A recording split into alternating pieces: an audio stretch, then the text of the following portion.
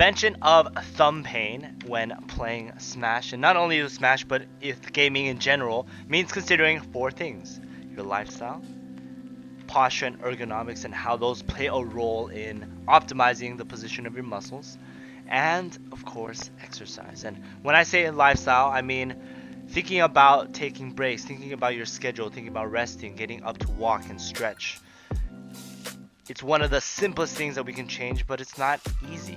A lot of us know that we should be taking breaks or getting up to walk every now and then to stretch, but we end up playing 2 to 3 hours in a row anyways.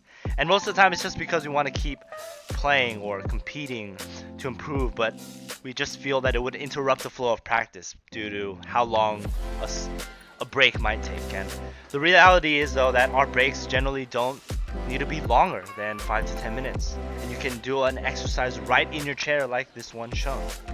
So my general rules for Smash for better injury prevention is to 1. Take either a 1 to 2 minute break and get up to stretch or grab some water after every 30 minutes, and that's typically a healthy amount of competitive net play. But if you guys play a little longer, and I understand that, you can take a 5 to 10 minute break to get up and stretch or grab some snacks after 50 minutes. And I know it's a lot easier for me to say, but many people and many of the pros that I've worked with have told me how much better they feel after taking a quick break, not only for your mindset but also for your body if you do some of the stretches that I've shown them, and I'm going to be showing you guys a little bit later. So lifestyle is one part of prevention and posture is the next part.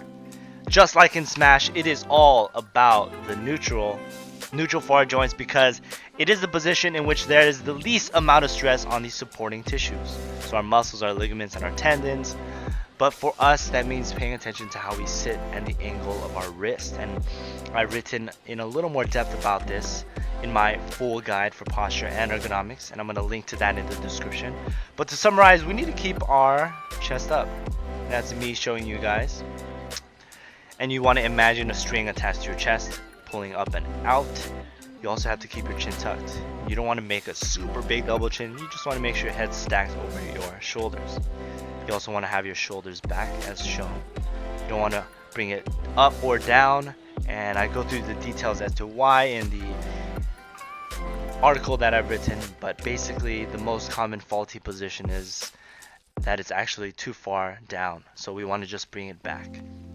And we also have to keep our lower back neutral and our feet supported, so you end up looking like this, whether you're in front of the computer or sitting on a nice gaming chair holding the GameCube controller playing some Melee.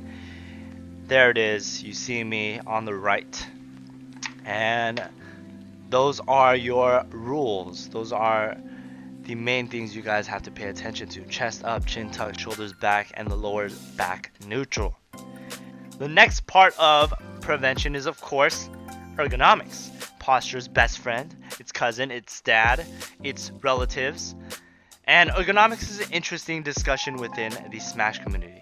You know, I often get many questions regarding whether grip style is important, and I did create a video about it. And I will link that of course in the description. But the bottom line is that wrist position is more important than how we hold it. So things like claw or reverse claw. And how hard we grip it is another issue. A relaxed hand means less stress overall over time. And while this is not as much of an issue with Falcon Thumb, it does affect other Smash conditions a little more significantly.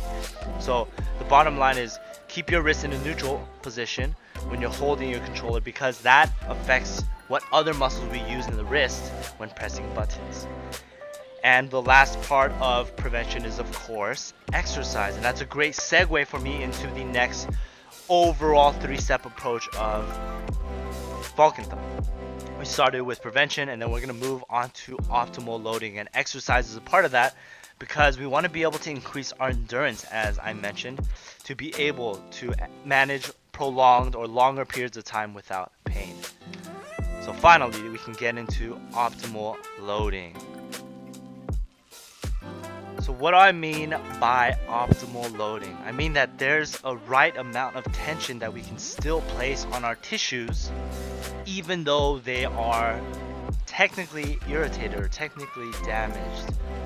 And rest has been one of the most common ways we have approached addressing our injuries in the past.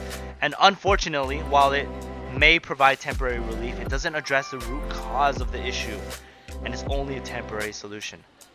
So I'm sure many of us have gone through the following cycle.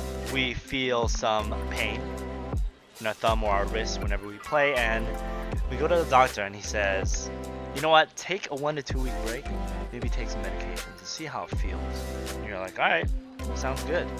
Oh wow, I feel good. Wow, for days and weeks, you feel really good, and then you go back to playing and realize, whoa, I can't really play that much longer, but I have pain, and it comes back, and the cycle gets repeated.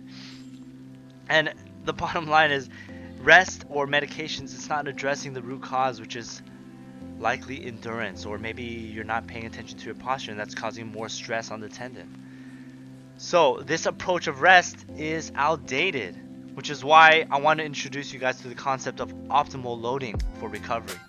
And it means, again, not resting completely as a solution for pain or avoiding activity completely. It means providing the appropriate amount of stress to allow our tissues to adapt and to get stronger. And to do that, we have to find this zone of optimal loading. And you can also think of it as your endurance level. And a pro player with Falcon thumb once told me, hey, I can play for roughly 2 to 3 hours before I begin to feel warmth along my thumb and some achiness. And if I play more, it hurts more. And that's his or hers endurance level right here. That's their optimal loading zone, or how much the tendon tissue can tolerate stress before it becomes irritated. So it's only up to the 2 to 3 hours, and you should stay there. You shouldn't play more because it breaches this red zone and it causes it to overheat. So that pro player should only play up to this point and no more. This level will go up as you or that pro begins to exercise or work more on prevention principles that I mentioned earlier. So posture, ergonomics, your lifestyle, and exercising, of course. And additionally, aside from just understanding the optimal zone or optimal loading zone, rest has been shown in the research to be actually bad for our tendons.